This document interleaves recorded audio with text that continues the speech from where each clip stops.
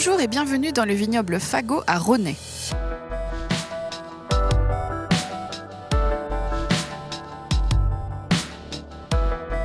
Quatre générations de vignerons se sont succédées sur ces terres.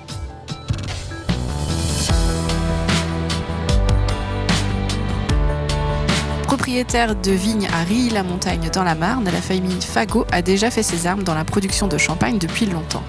Mais ici, en Vendée, c'est sur 15 hectares que Frédéric Fagot produit 60 000 bouteilles de vin par an. 4 vins blancs, 2 rosés et désormais un rouge. Une production biologique soucieuse de préserver la biodiversité et de réduire son empreinte écologique. Pour en parler, je rejoins tout de suite Frédéric Fagot. Bonjour Frédéric. Bonjour. Alors, je suis ravie de te rencontrer. Donc, belle rencontre. Merci. Donc, tu es viticulteur ici à Rosnay. Oui. Donc, pour le vignoble Fagot oui. de ta famille. Donc, on est sur un vignoble qui est là depuis très très longtemps. C'est une histoire un petit peu de tradition familiale. Alors, justement, explique-nous depuis combien de temps il y a des vignes dans la famille? Je représente la 3e génération. Il y a eu mon grand-père, mon papa, qui n'était pas trop sur la Vendée parce qu'on a un autre vignoble sur la Champagne. Okay. Mais le vignoble vendéen était présent déjà depuis 3 générations, puis moi je reprends la suite et encore une suite derrière, familiale, parce que je pense que les enfants vont vouloir prolonger l'aventure. D'accord, justement la particularité que tu évoques est intéressante, vous avez également des vignobles à côté de Reims, oui, c'est ça? Oui, à Reims, à côté de Reims, à Rilly-la-Montagne. D'accord, Champagne, donc là-bas, premier cru, oui. Uniquement Champagne? Oui. D'accord, ok. Et ça, comment ça s'est fait du coup cette ça, c'est du côté de mon Champagne. papa. Mon papa étant champenois, ma maman en vendéenne. Ma maman est née à Aubigny. Et ça s'est fait comme ça? Ça s'est fait comme ça, quoi. Un de Vendée et un de Champagne, donc 2 vignobles, quoi. Tous les deux dans le vin? Ils se sont rencontrés dans le vin? Non, ils ont fait le vin. Mon papa était dans le vin et ma maman s'y est mise, quoi. D'accord. Et comment ça se passe quand on est fils de vigneron comme toi, quand on a cette tradition familiale avec que des gens qui font du vin? Est-ce que c'est forcément une évidence? On se dit, ok, je vais reprendre, c'est sûr, j'ai ça dans le sang. Ou alors est-ce qu'on s'autorise à faire autre chose avant? C'est ça, c'est une évidence, j'ai ça dans le sang. Voilà. Tu ne voyais pas faire autre chose? Non, je vois que ça par le vin, par sentir, déguster. Quelles sont les valeurs que tu veux développer à travers ton travail ici? Je veux faire découvrir aux gens les beaux produits qu'on peut faire en Vendée déjà, faire des choses qui soient un peu atypiques et qui plaisent aux gens. Et après, voilà, c'est la découverte pour chaque client qui vient, même si c'est pour une bouteille ou même une dégustation sans achat de bouteille, c'est faire vraiment découvrir, partager le travail de toute l'année, quoi. Surtout que sur le vignoble qu'on exploite en Vendée, on fait vraiment des choses que nos voisins font pas, quoi. Alors donc, quoi, justement? Déjà, je cultive des sauvignons blancs, je l'ai précisé tout à l'heure par rapport au cépage. Donc, c'est des vins qui... pour ceux qui ne connaissent pas, c'est des vins qui ressemblent au Sancerre, quoi. Je veux faire les choses que j'aime. Oui. Donc, quand je déguste un verre, il faut que ça me plaise. Si c'est pour faire des choses qui ne me plaisent pas, ça ne m'intéresse plus, quoi. Oui, c'est ton objectif maintenant. Voilà, c'est ça. Et puis après, maintenant, je me pousse vraiment sur la vinification d'amphore parce que je trouve que ça apporte beaucoup au vin. Ça fait des vins complètement différents, beaucoup plus fins, beaucoup plus... Qualitatifs, voilà, c'est ça. Ma priorité, c'est la qualité, quoi. Ah justement, on va en parler. Je crois que ça se passe par là. Tu m'emmènes? Oui, avec plaisir. C'est parti.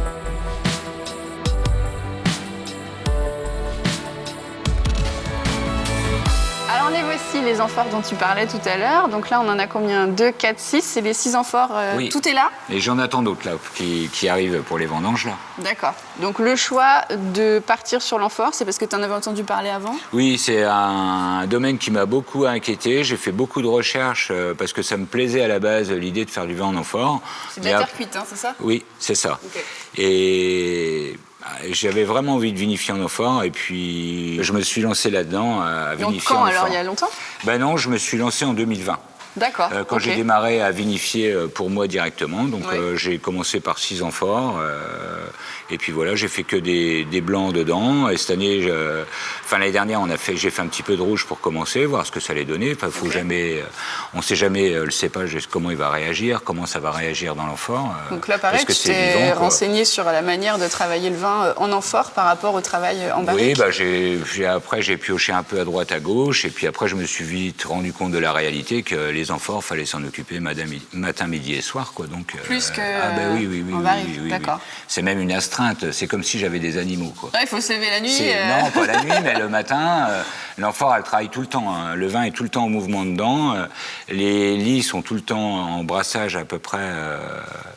Surtout quand il y a des coups de tempête, des changements atmosphériques, dès que... Ah oui, c'est hyper sensible à la météo. Beaucoup avec le climat, beaucoup avec la météo. D'accord, ok. Donc il faut le surveiller comme le lait sur le feu, Ce qui fait la richesse des vins, c'est que les lits ne sont pas inertes au fond, elles sont toujours en mouvement. C'est-à-dire que l'amphore brasse, ça monte, ça descend suivant la température, et il y a toujours un mouvement, et c'est ce qui fait la richesse de ces vins-là, quoi. Oui, donc ça apporte quoi? Ça te fait quoi? Des vins plus fruités? J'aime bien, c'est le côté minéral, des vins qui ont plus de longueur et beaucoup plus riches, quoi.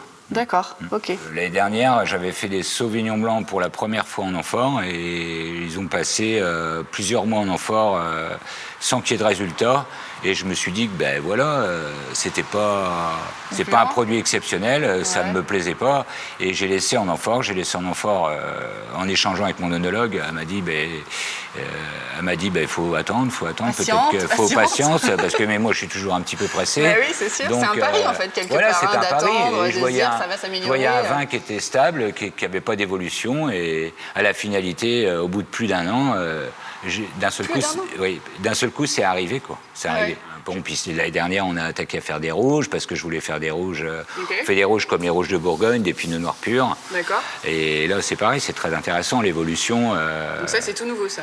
Oui, c'est tout nouveau. C'est encore pas mis en bouteille, parce qu'on a des gros problèmes d'approvisionnement de bouteilles, mais bon, ça va être réglé cette année, je pense. Et alors justement, la mise en bouteille, elle se fait où? Comment tu travailles? Je prends un prestataire de service qui vient avec une machine, et on fait la mise en bouteille, l'habillage dans la foulée. Donc, comme je suis un peu tendu dans les hectares de vignes, j'ai pas trop de temps à perdre. Le boulot, efficace. Voilà, c'est ça. Puis il y a tellement de choses à faire dans un vignoble. Et, je me doute, parce que tu travailles tout seul là sur le vignoble, donc tu as vraiment tes multicasquettes, tu fais vraiment tout de A à Z. C'est ça. Et sur Reims, pareil?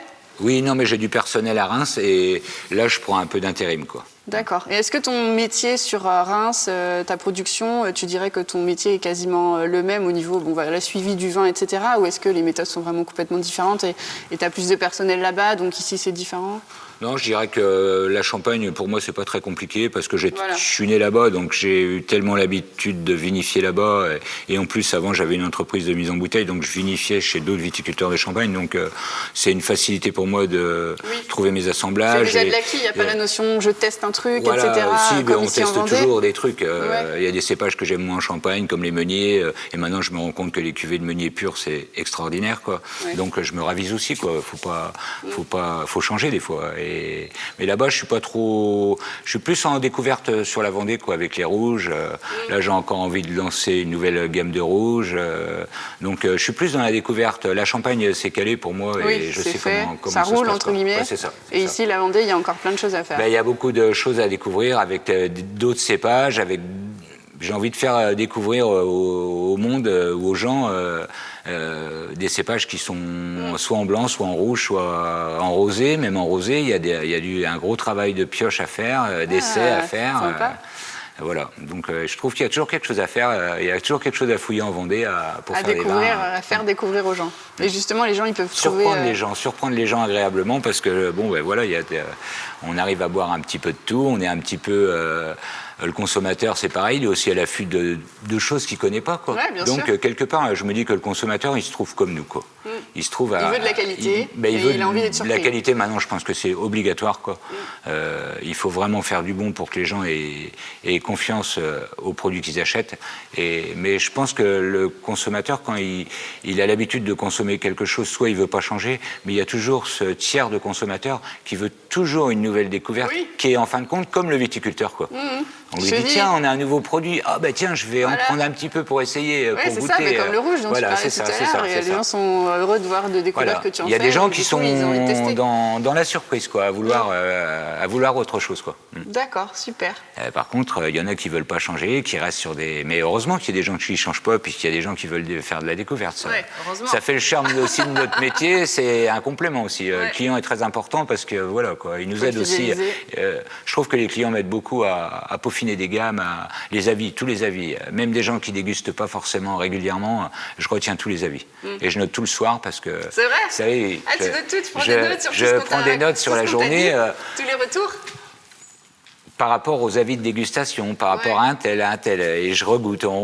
J'essaie de me recaler un petit peu, parce qu'il y a des gens, je me rends compte que ce n'est pas forcément des gens qui dégustent régulièrement, et leur avis est pertinent, quoi. Donc je trouve même ça si on n'y connaît rien, on peut important. dire un truc voilà, intéressant. c'est ça. Et à la limite, je préfère une bouche innocente, quoi, quelqu'un qui a un palais déjà qui est en pleine découverte. C'est ça. D'accord. Donc voilà.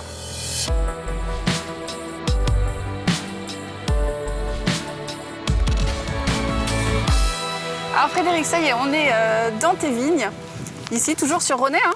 Tout à fait. Ok. Et donc, je voulais parler de ça avec toi, l'aspect changement climatique. On en parle beaucoup en ce moment, et c'est vrai que toi, de par ton métier, tu es forcément hyper soucieux et hyper à l'écoute du changement de météo, etc. Qu'est-ce que tu peux, toi, remarquer et comment ça se traduit dans ton métier au quotidien? Tout simplement, même la personne qui ne connaît rien à la viticulture, on voit qu'on a des feuilles de brûlés dues aux 4 canicules qu'on a eues. Qu'on a eu cet été, là. Il faut vraiment redresser nos façons de travailler, pour dresser l'impact qu'il y a sur le monde, quoi, parce que on s'aperçoit que à court ou moyen terme, la culture ne sera plus possible ni dans les cultures ni dans le domaine viticole, quoi, parce que tout a été brûlé, donc il faut vraiment faire attention à ce qu'on emploie et nos façons de travailler. Très important. Là, je suis convaincu de l'impact qu'il y a à faire. Il faut vraiment transmettre au futur la limitation de cet impact. Parce que les terrains qu'on aura dans 20-30 ans ne seront pas les mêmes que ce qu'on a aujourd'hui. Il faudra travailler différemment. Il y aura peut-être des variations de cépages. Je ne suis pas favorable à ça, par contre. Mais bon, déjà limiter les entrants et économiser nos terres, déjà, ça va être déjà très important. Ça va être une phase de survie, je pense, pour le monde viticole et agricole, je pense. Et sur l'économie d'eau également? Sur l'économie d'eau aussi. Vous n'en avez pas trop souffert ici? On a souffert beaucoup de l'eau, on voit des feuilles qui sont parties. Je pense que c'était la limite du décrochage total, quoi, parce qu'à un moment donné, on a eu un lundi à 42 degrés, et là, c'est plus possible, quoi. Alors et je pense que les gens, il faut qu'ils aient bien conscience qu'il faut faire attention de tous les côtés, même celui qui croit qu'il fait rien, l'économie qu'il fera... c'est une petite goutte d'eau qui se rajoute aux autres, et puis elle est quand même essentielle. Je pense que c'est un des points où il faut qu'on soit tous ensemble, c'est vraiment faire tous attention, quoi. Okay. Parce que je pense que je m'en rends compte vraiment, parce que j'ai la chance de travailler dehors, et il y a des gens qui vont au boulot et forcément ils ne peuvent pas penser comme nous qui sommes tous les jours dehors, quoi. Okay. Chaque geste compte pour la nature, même pour celui qui n'est pas dedans, parce qu'il quelque part il y participe et il nous aide aussi à travers les gestes au quotidien qu'on peut faire tous, quoi. Donc tout ça, c'est très important. Merci c'est Frédéric. moi qui te remercie. J'ai été ravie de te découvrir, de te connaître et puis de voir un petit peu comment tu travailles. Voilà. Et puis on reviendra dans les années futures avec plaisir, pour découvrir la suite de ce que tu nous réserves. Avec plaisir. Merci beaucoup, à bientôt.